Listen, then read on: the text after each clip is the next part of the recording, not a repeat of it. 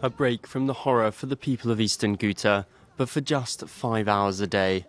Bowing to pressure, Russia has called for a daily humanitarian truce to allow civilians to leave. Buses and ambulances would be waiting to evacuate the sick and wounded.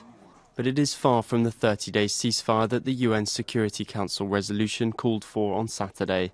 The UN Security Council was very clear and unanimously voted, including Russia, that there would be an immediate 30-day ceasefire. And 5 hours a day is just not enough. That still means that for 19 hours a day, children and families are going to be living under bombing. Some 400,000 people are trapped in the rebel-held enclave, surrounded by government forces. In recent days, the Syrian regime has intensified bombardment of the territory located to the east of the capital Damascus. More than 500 civilians, almost a quarter of them children, have been killed since February the 18th.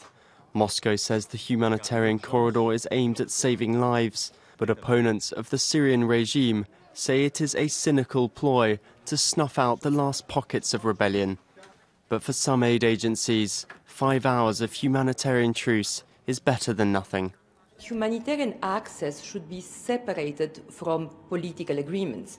Political agreements are hard to reach. We do not need a long-lasting and systematic ceasefire. What we need is for all those fighting to agree to windows during which they let humanitarian aid in. Until then, little let up in sight for those trapped in eastern Ghouta.